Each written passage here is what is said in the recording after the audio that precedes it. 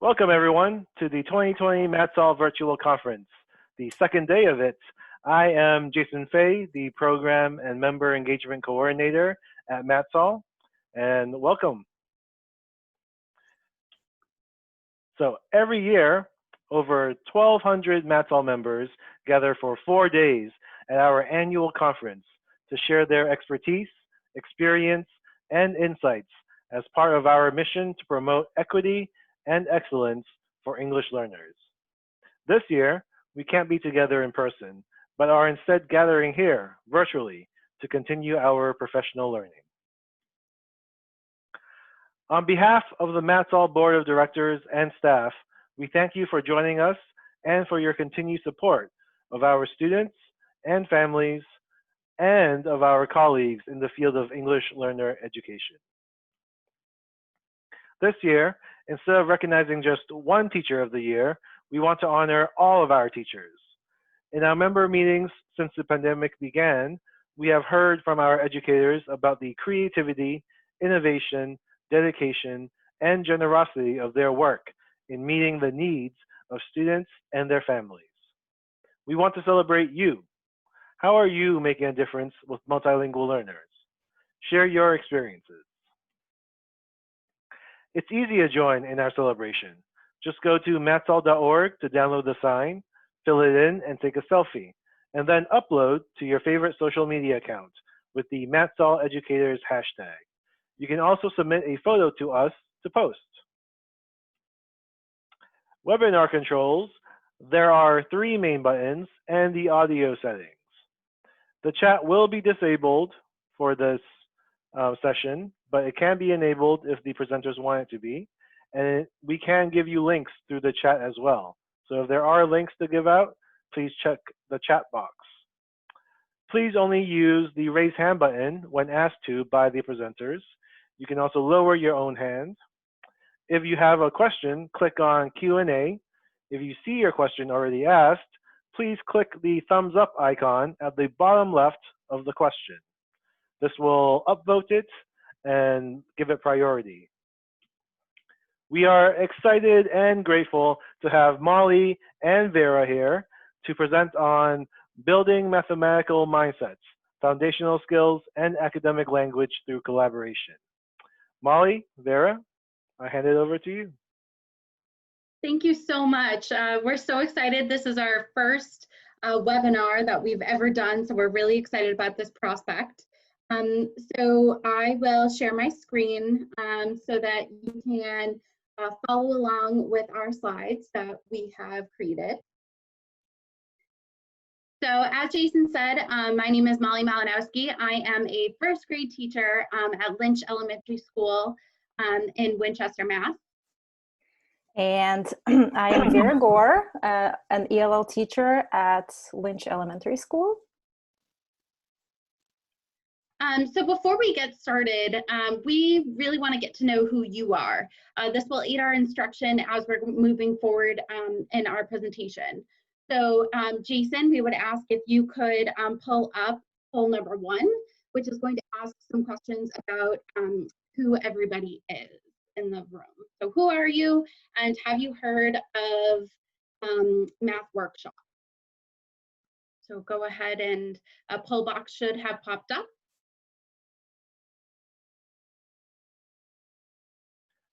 Yeah, we have 70% who have voted, 85%, and just 7 more votes needed.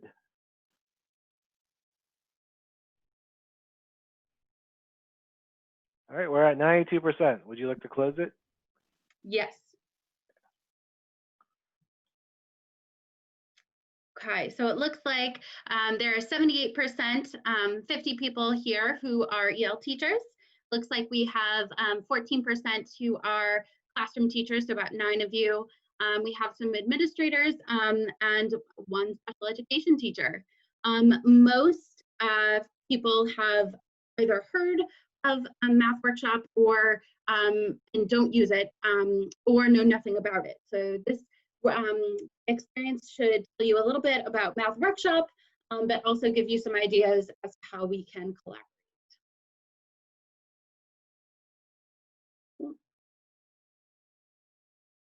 All right.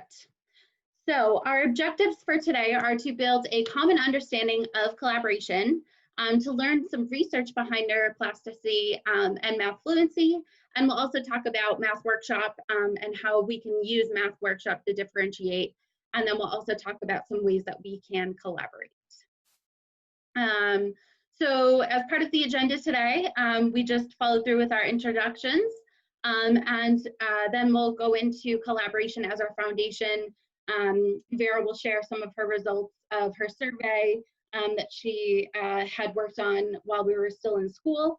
We'll talk a little bit about our journey and some information that we've learned from Joe Bowler from Stanford University.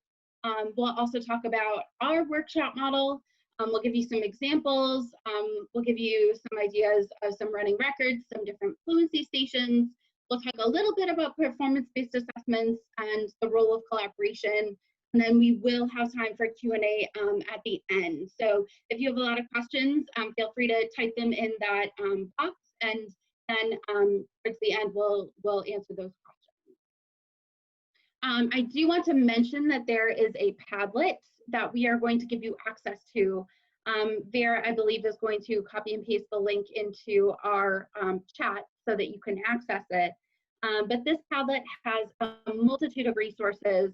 And if you see something that interests you, feel free to seek out more material.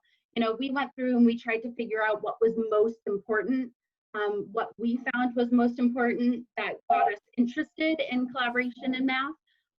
But feel free, please, to dive deeper. You can, you know, go on and on and on. You can really go down a rabbit hole with some of these ideas. Please feel free. Okay, so since collaboration is the bedrock for all of the work that we do with Molly and the things that we will be sharing with you today, it is important for us to take a moment and think about what collaboration means to you. Right? Collaboration can be a powerful tool, but it also can present challenges. So at this time, we want you to, in chat, just write what do you think collaboration looks like? What does it mean to you? I want to have you start thinking about it. Yep, chat in the chat.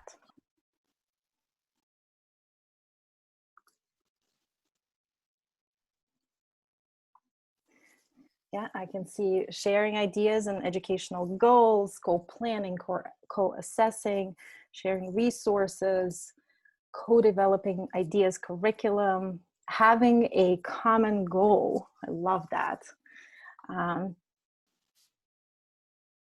Yeah, collaboration is a partnership, co-planning with language and content goals. Awesome, I love all of your thinking here, so keep typing away. So we want to share how collaboration looks like in the context of our school, right? When our district began the shift towards more collaboration, many details of how it would exactly look like on the ground were left to interpretation. And as an ELL teacher, whose work largely depends on collaboration, I saw a disconnect between how, you know, my colleagues and I saw collaboration. So in my efforts to understand different perspectives on it, I created a survey to collect different perspectives. So let me share. All right, so this is what I asked. I created a very simple survey and I said, what would make you feel most effective in your collaboration efforts? Actually, just one second. Molly, can you turn off the video panel? Sure. We can actually see all of your control panels. Oh, so wow, okay. Yeah, I think you toggled that on by accident. Oh, okay, probably. Okay, there we go. Okay. Awesome. So I've asked, and this is what I got from the ELL teachers. You know, so it was like a multiple choice survey, and some of the choices were, you know, I would feel most effective if I could co-plan with classroom teachers, which as you can see, most of them chose that. Co-teach a class by sharing the lesson delivery. Nobody came back with that. Pre-teach vocabulary prior to the lesson. create language scaffolds for classroom tasks such as word banks, visuals, sentence stems. And you can see that that's another popular answer.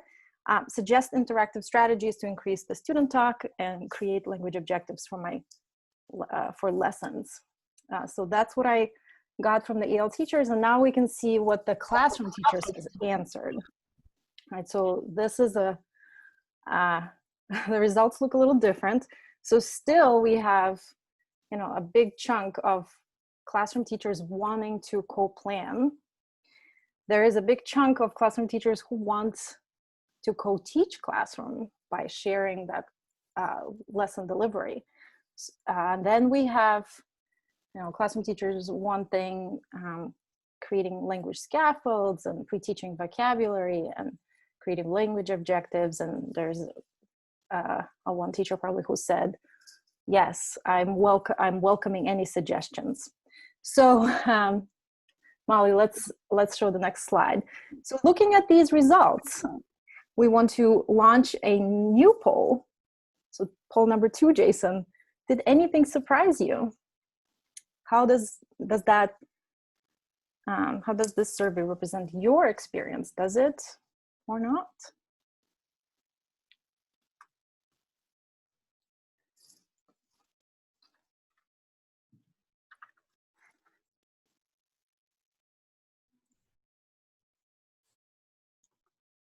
And we're at 50%.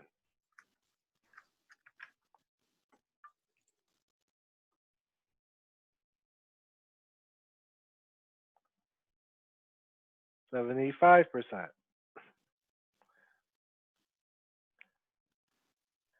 It seems a little stalled at 75%. Should we stop there? Sure. Okay.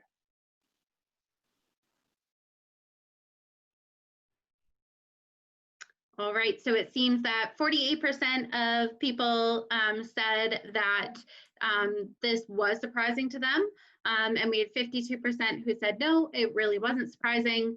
And as far as question number 2, does this survey represent your experience?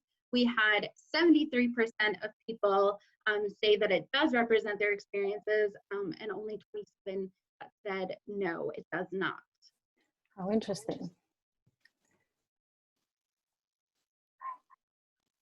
So I want to talk to you a little bit about how Vera and I came to collaborate. So I am, as I mentioned, I'm a first grade teacher, but I am also an EL teacher. I received my master's in EL, and so I took a classroom teacher job, and my first year in at the new school, I was teaching first grade math. And Vera was coming in and servicing my ELs, and she noticed that I was really struggling in math. We have a math curriculum, but we feel as though it only hits some students. It really doesn't encompass all. And because math is such a language-based subject, we were noticing that a lot of students were really struggling. So over the summer, our district offers a differentiation class. And Vera and I ended up taking it.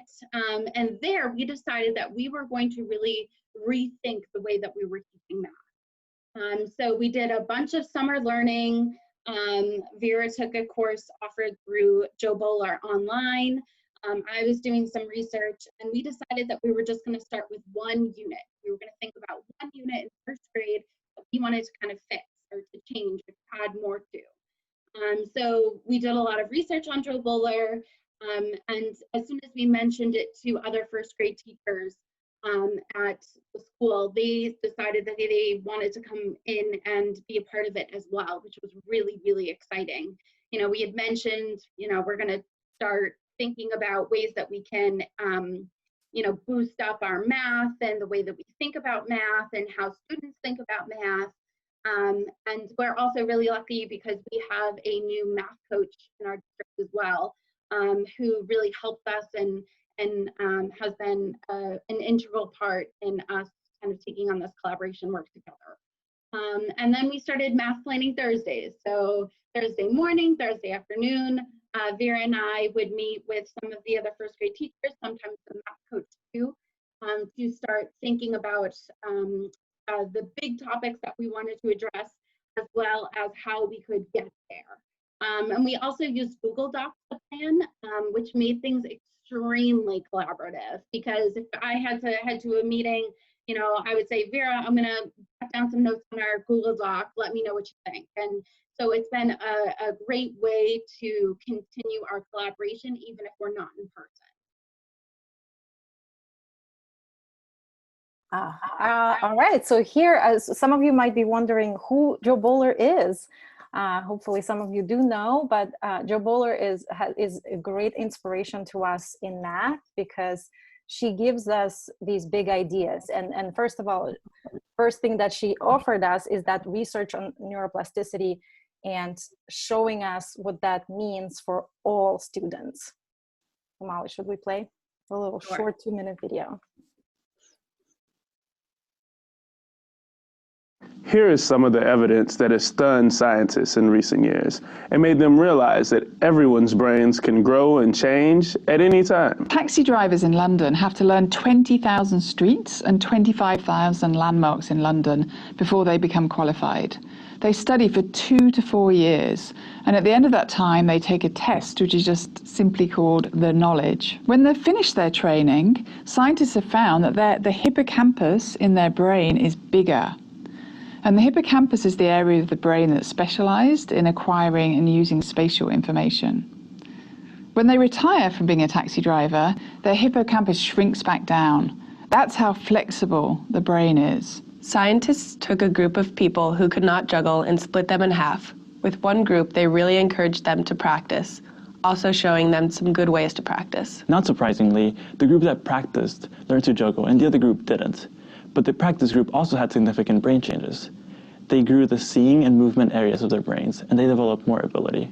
Another really important recent scientific finding: a 7-year-old girl had half of her brain removed, a hemisphere, because she kept having fits that the doctors could not control. Scientists expected her to be paralyzed for a long time, as the brain controls your ability to walk and run, all of your physical actions. But she recovered the ability to move really fast, totally shocking all the doctors, because the brain structures and connections grew back. So the brain is much more plastic than anyone ever thought. In one of the studies, a 6-week training course, when students worked on a task just for a few minutes each day, changed the structure of their brains. And we should think about that. Working on a task for a few minutes per day for 6 weeks can cause your brain to rewire and grow. If that's true, imagine what you can do for your brain over the course of a year in a math lesson. Okay, so that research kind of opened our eyes to the possibilities, and that we, seeing students struggle in math in first grade, we knew that there are multiple things we haven't tried and we must try. So let's go to the next slide. So Joe Bowler gave us the big ideas as to what exactly are we looking at, like what exactly the students are conceptually trying to get away with from first grade. And so this article in particular has great visuals for the big ideas of grade levels through kindergarten to 8. And so looking at this visual kind of gave us some places to start. Like we knew what exactly we need to do.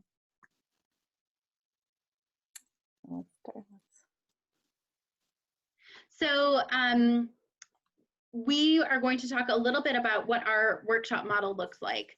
So typically a workshop model is in the form of I do, we do, you do. So the teacher will present the small mini lesson, and then students usually have an opportunity to work either in partners or independently with a little bit of teacher help.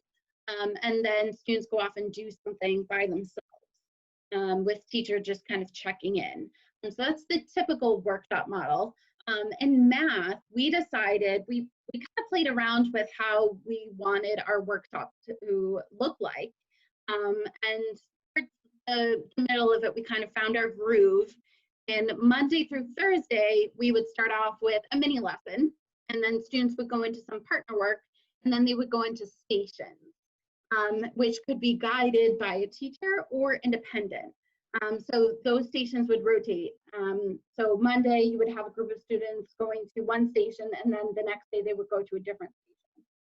We decided that on Fridays we would really focus on number talks, and we'll get into number talks a little bit later in the presentation. But number talks are a great way to boost language skills and also mental math. It's a great problem-solving activity. So we decided on Fridays we would do number talks and then go into short stations. So they wouldn't be as long as they would be for Monday through Thursday. They would be kind of faster, and students would go to more than one. And I am going to show you a sample lesson, which is also listed in your Padlet. As you can see, the subject that we were working on were doubles plus one. And we have some information about what our number talk was going to be for that day. We gave some information about what guided practice might look like. We have groupings of students and what stations they would be going to. And then we have our lovely sentence stems that went along with the activities that we were putting together in our station work. So Vera and I would come up with the sentence stems together. We would create objectives for students using, so that way we were making sure that we were targeting the area that we wanted them to be focusing in on.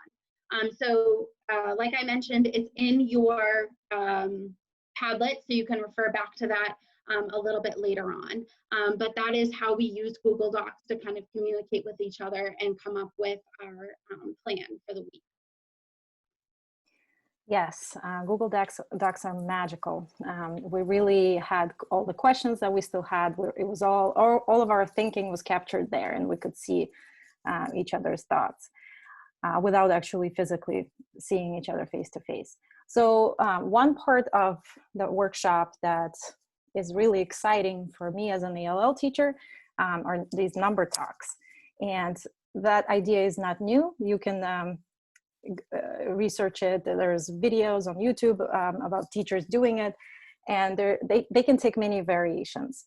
But I think this is a great opportunity for number talk is kind of accomplishes a twofold mission, right? It's making the mathematical reasoning visible, but also it produces this incredible opportunity for kids to practice academic language of math. So this particular number talk that is our favorite or favorite of our students is we called it 4 Corners. And basically this is how it would go. A teacher would show the students sitting on the rug some dots or a problem, and this is how it's going to look like. So Molly just flashed the dots, yep, for like a very short amount of time. So the kids didn't have time to count one by one. So they had to use some sort of a strategy to make an educated guess. So after I'm done flashing the dots or the problem, students would raise their hands and give out answers. I would write them on the board without any judgment. And then we would pick 4 popular answers, would write them on the sticky notes, and then place them in 4 different corners of the room. Then we would give students folders where the dots were and the language support to facilitate the conversation. So the students would go to the corner which aligns the closest to their thinking, and then they would have a conversation with their peers about why they thought, so what strategy did they use to figure it out, and then they would have to, if they realized that the answer was wrong, they had to convince everybody at that corner to go to the right answer, to the right corner together. So they would talk about strategy, and kids would have to agree. Let's see, is there anything else I missed? No, that's the book. I just kind of put the book there. This is our little book that we had invested in, and it gives lots of number talks ideas. For older grades too, definitely not a K to 1 to 2. They have number talks for like 3 to 5. So it's definitely very versatile in terms of the difficulty that you can do with these number talks.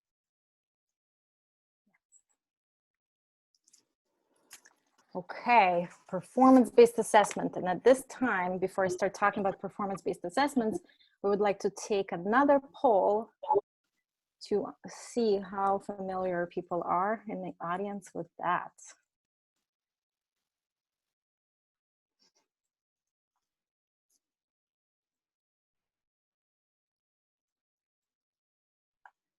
And as people are voting, so it's basically saying, I use performance assessments. I have heard of them, but never done one. And then I don't know much about, I call PBAs. We call it PBAs for short. So, All right, we are at 80%. perfect. Should we end it? Yeah.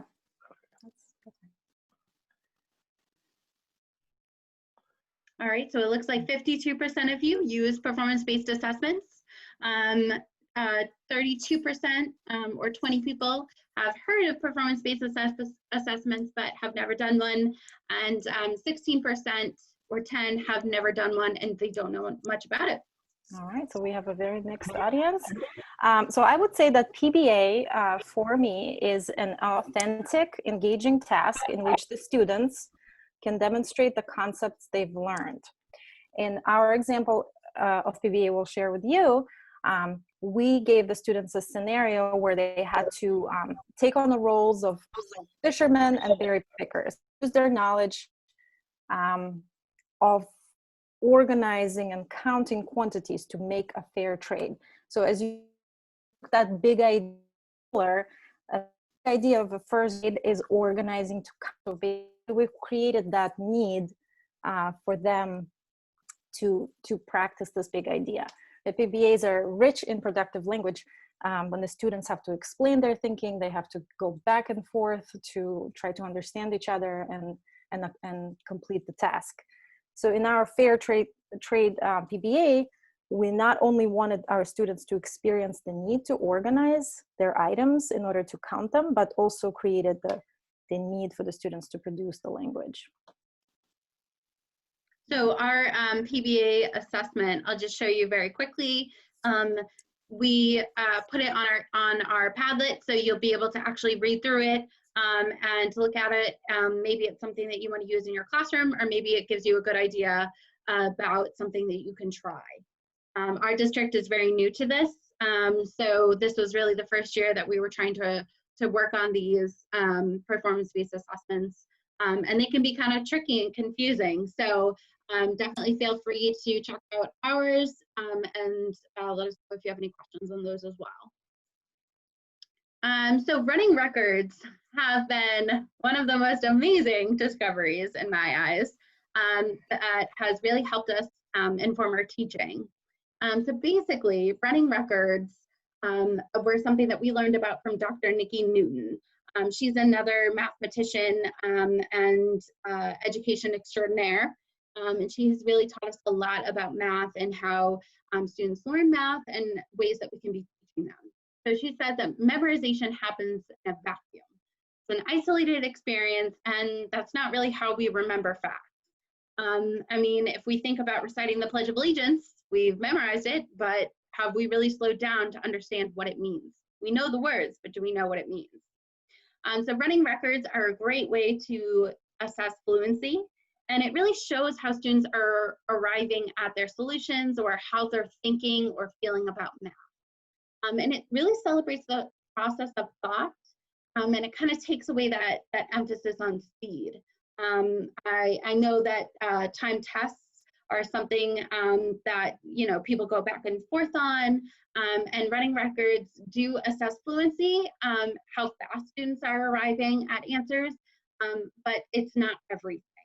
And that's the really important point to make, is that, we talk about fluency is super important, and I'll talk about that a little bit later on and what that means. But the running record really gets a vision of the whole child in terms of mathematics. And it really values strategic thinking. And there are running records for addition, subtraction, multiplication, and division. And what's really cool is these running records run in a progression. So from more simple facts to higher level thinking.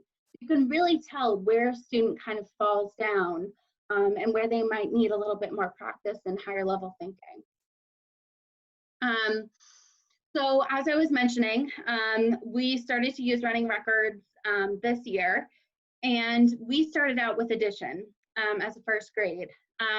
So there are 3 parts to these running records.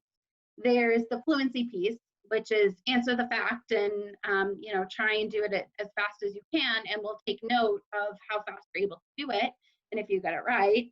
Then there's the second part, which asks more about strategy. We want to know how the student got to their answer. What were they doing? Were they recognizing that they know anything plus 0 is that same number? Or were they recognizing that adding 1 is just adding 1 more?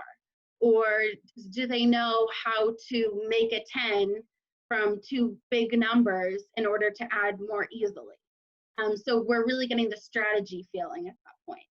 And then the third part, which I think is really cool, is a section all about general feelings about math. So we're asking students, you know, like, how do you feel about math?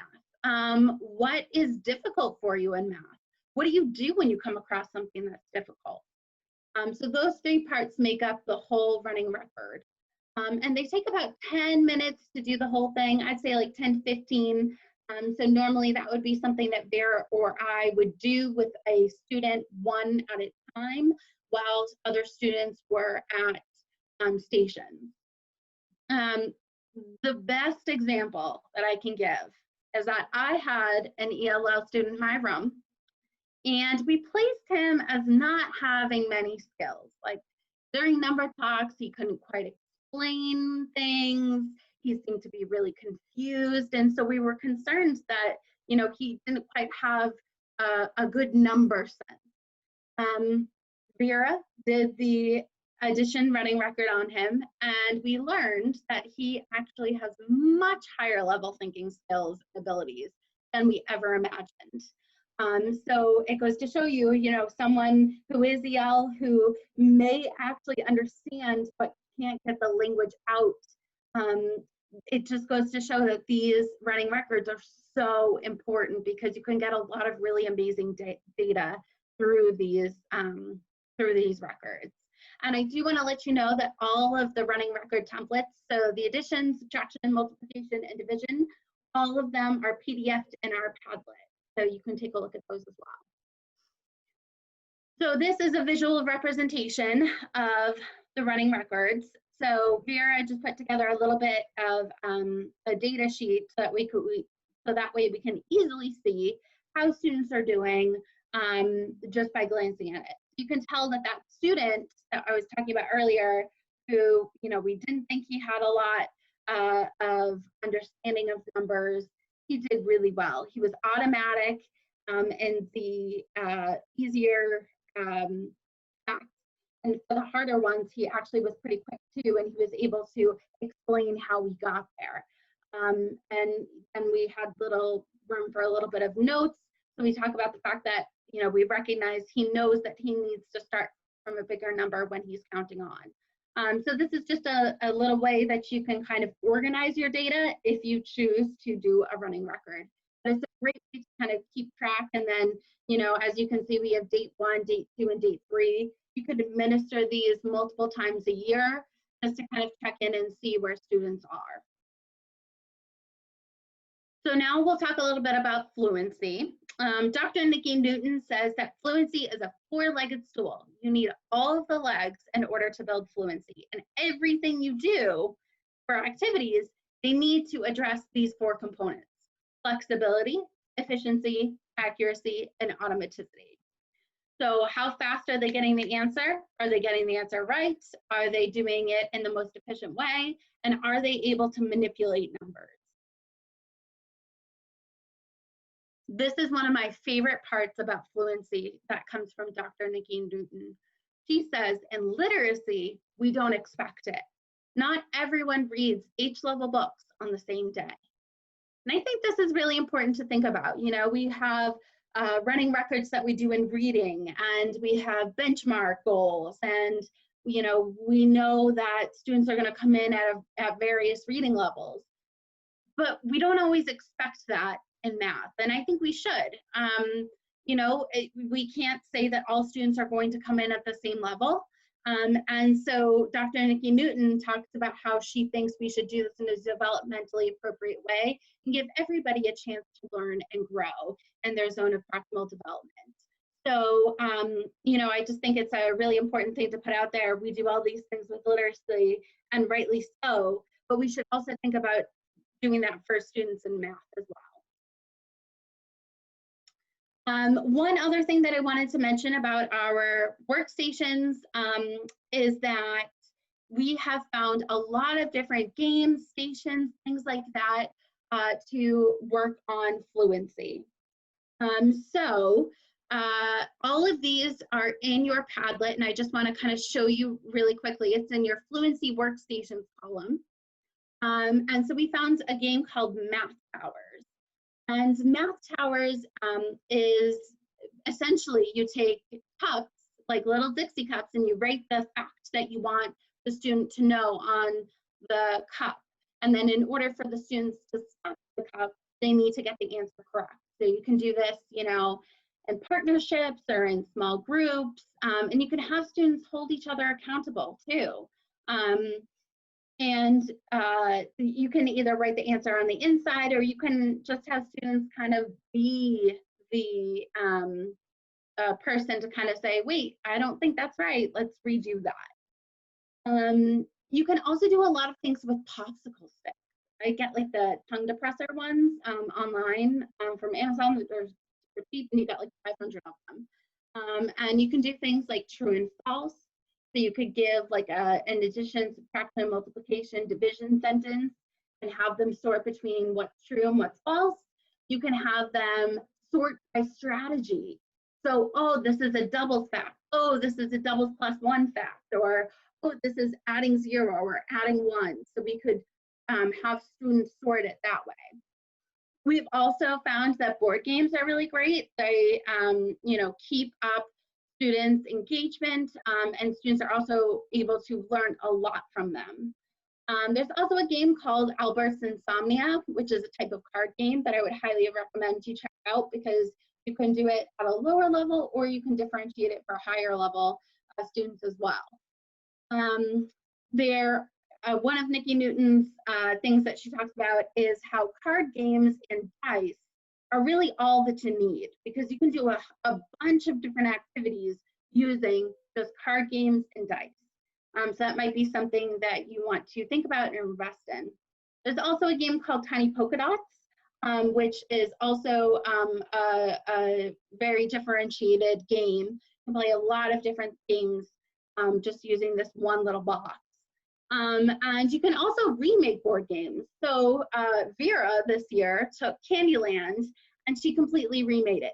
So she took the board, she took the cards, and she was writing things on the cards that students were trying to practice. So it could have been like a subitizing activity, or you know, a fluency station with their additions, things like that. So maybe get creative and think about doing some board games. The last one I'll show you is a sliders template. So this is also in your Padlet. And there are a few variations. Sometimes, like for example, you'll see if you look them up online, they may have like other pieces of paper that like fold over this addition sentence. But we chose to just use sticky notes.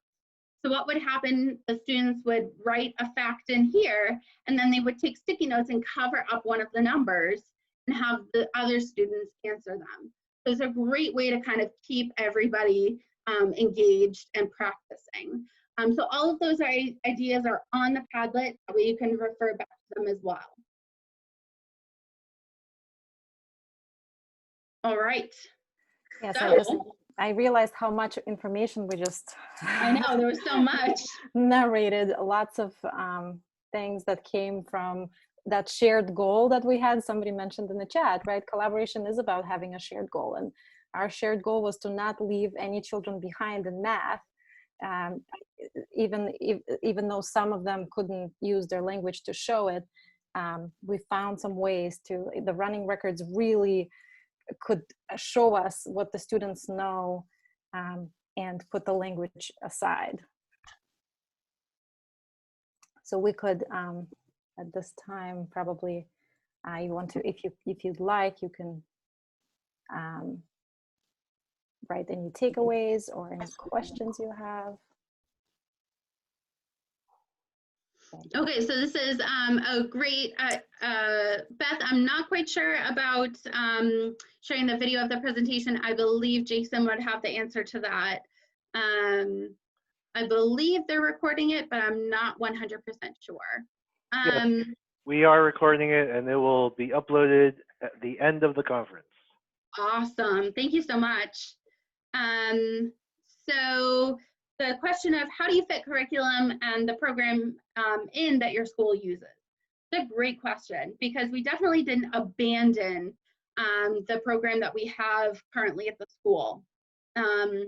We enhanced it. So we'll still go through our curriculum and pull lessons and pull big ideas, and you know, there are certain kinds of like diagrams that we have to teach kids how to use.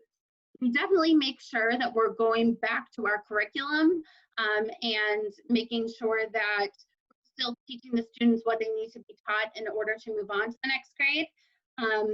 But we're doing a lot of things that enhance it. So we definitely didn't throw it all out, but we found ways and more activities to get students involved. So I would say that, you know, we did a lot of cross-checking. There was a lot of checking to see whether or not what we were doing was right.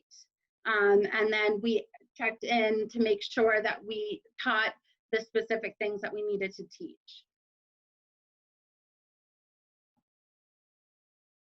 It looks like we have a student's question about how do you teach students math vocabulary? How do you have students practice this vocabulary? Vera, would you want to take that one? Sure, yes. I think that we would introduce a strategy in the mini lesson. And I think a lot of vocabulary would, so it would be very nice, sweet and short. And we would use that vocabulary, like for example, the word subitizing.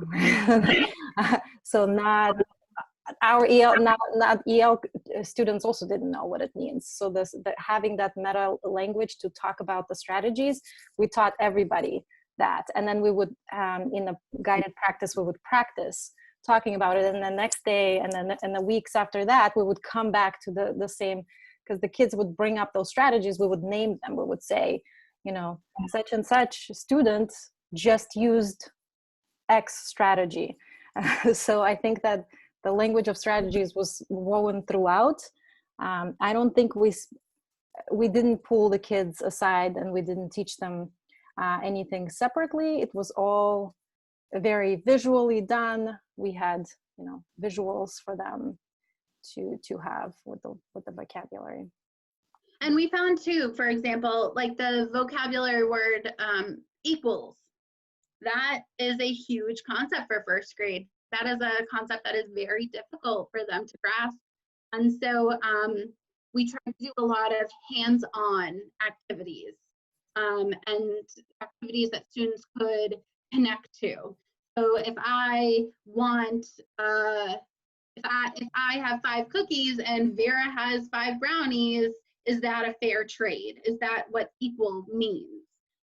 So a lot of things that we could try and do to connect students to those vocabulary pieces that might be a bit difficult.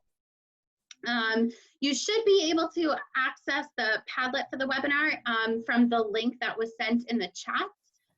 Maybe Vera, could you just resend it in the chat so that people have that again? Yep. I got it. Oh, thank you. When did they practice the work that was in the mini lessons done in workshop? Great question.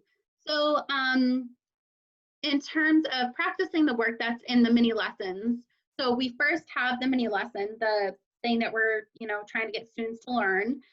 So for example, if we were talking about doubles facts, 3 plus 3, 6 plus 6, knowing those, then what they would do is we'd have the students kind of like uncover the learning that, oh, we're adding 2 of the same number together. And then we would have them practice that skill in partnership. So we go from a mini lesson right into like partnerships or small groups just to kind of practice that. And then they go into math workstations, which are usually focused on those topics that we're teaching that week. So if we're talking about doubles facts, there's going to be a doubles section. If we're talking about subtraction, there's going to be a subtraction section.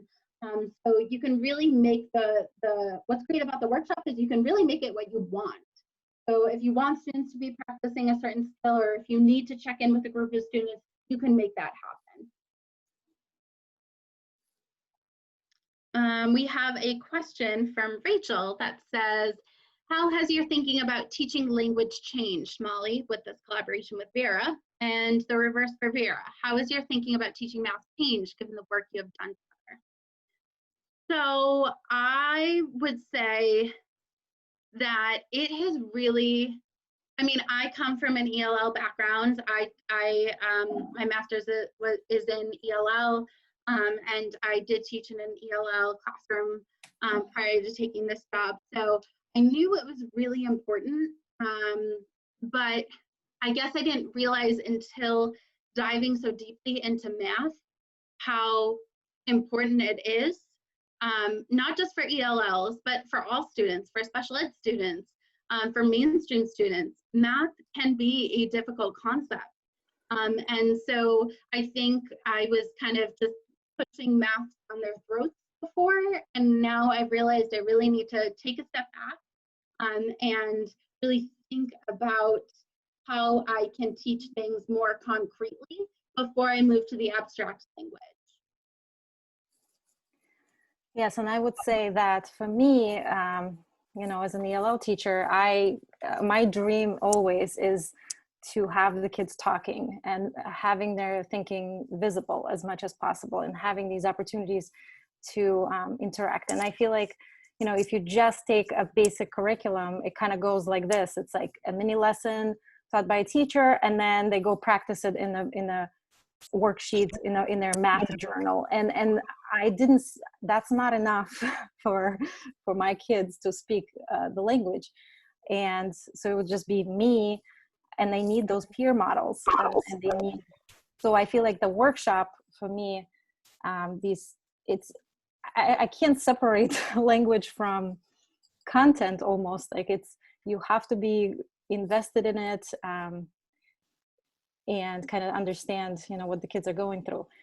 And the workshop is beautiful because it has those number talks. It has those, you know, different strategies for them to be able to talk through their problems, and have or performance-based assessments, for example. When they talk, they try to figure out, the teacher is just watching. It's more like a facilitator, and we were facilitating it, and we were making sure that we were pairing the students with the right partners.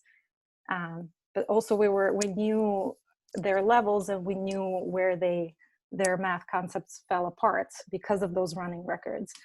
And, you know, some of our ELL students were very high mathematically. They just needed that language and the practice. And so we knew that the EL student would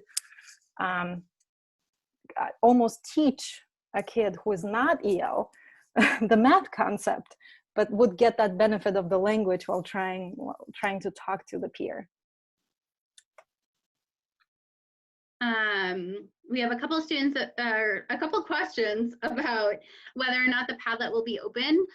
You'll always have access to it. I am not planning on deleting it, so you should always have it. We also had another question about were all the students in the class ELLs, or was there a mix of ELLs and mainstream students? So in my class, I have ELLs, special ed, and mainstream. So all of them were in my class, and there were various teachers coming in and out. I had the special education teacher coming in and out, as well as obviously Vera coming in and out as well. Another great question. Let's see, where did it go? Oh, I just lost it. Oh, I think that's it. Are there any other questions?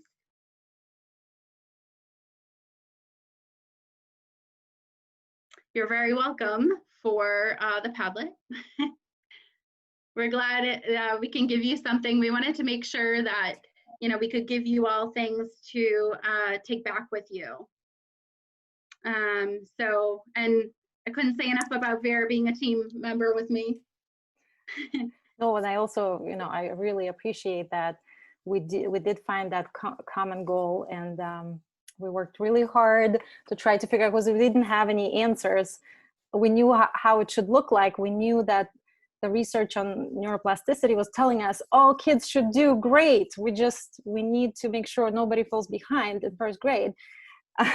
So we tried, and you know, some things don't work, but you keep trying, you find the new ideas. And Joe Bowler kind of led us in the direction of the number talks, and then we found the running records, and that gave us, and all these discoveries kind of boosted our enthusiasm. It really has.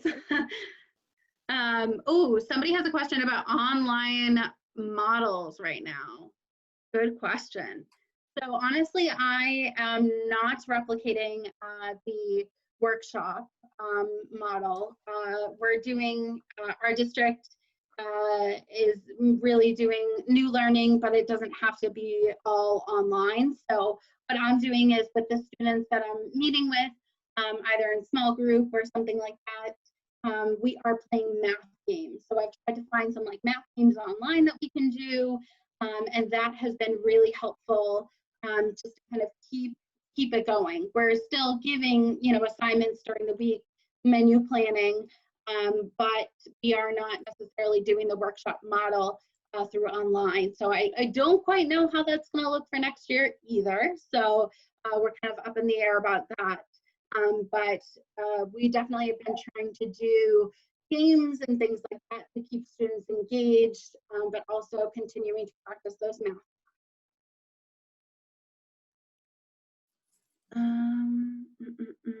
Number talks online, I have done.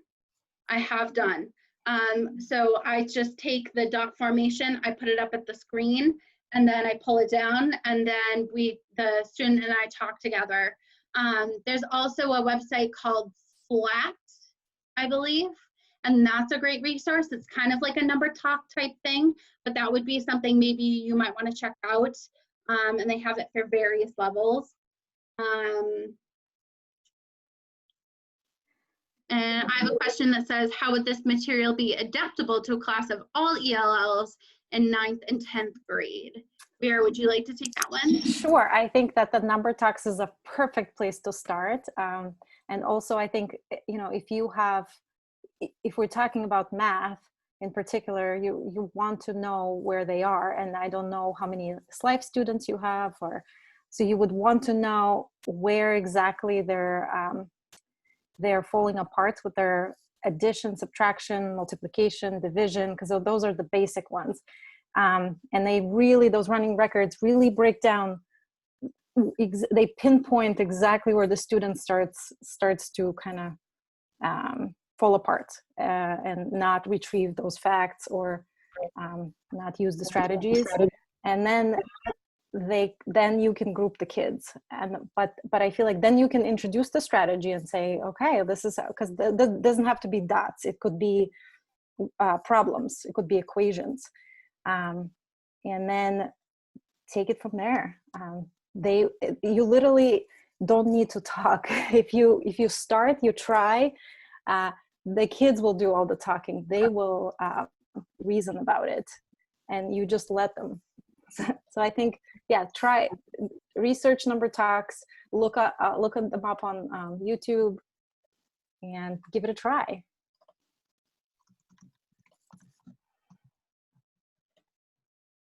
Okay, and how would a SOL teacher do the running records? So I would say it's definitely more difficult if you don't have anybody kind of in the room with you to keep an eye on other students and stuff like that. I know that that's definitely something that's difficult, and I've been just really, really lucky to be able to have Vera in the room doing this with me, and we've really learned from each other. But I would say if you can get them into a routine, and this is something that Dr. Nikki Newton also talks about. If you can get them into a routine, get them to go to stations, try and maybe just do it for like a couple days, have them go to a station, work independently while you're doing the running records on the kiddos. And really only, it takes about 10 to 15 minutes really to do it. So I think if you can just, you know, carve out like a little bit of time for them to be working independently or working on a game, or, you know, put them in stations that they've been familiar with before, you can then take that student and then just call them up one by one, which is pretty much what we did when Vera and I were doing them, but we did have the ability of having some other adults in the room to kind of, you know, help out if the class was starting to become a little disruptive. Great question though. We have about 4 minutes left, so I don't know if we have any more questions or. Looks like that's all the questions I'm seeing. Thank you so much for encouraging us in the chat. I really appreciate that. We really do. And we, you know, we hope that if, you know, you have questions, Vera, and do we give contact information there? We'll put it on our Padlet. If you have questions, we'll add our contact information in the Padlet. Feel free to email us, reach out to us if you have any questions or anything that you're kind of struggling with. We'd love to hear from you. And on behalf of MATSOL, thank you to Vera and Molly. It was a wonderful presentation, and yeah, thank you so much for that. Thank you. Thank you. Thank you so much. Okay. Well, again, the Padlet link is in the group chat, so you can click on that and keep the link, and it'll stay alive. Everyone, have a good night. Go enjoy your dinner and your late night walks. Thank you. Okay. Thank you. Thank Have you. a good night. Good night. Good night. Bye-bye.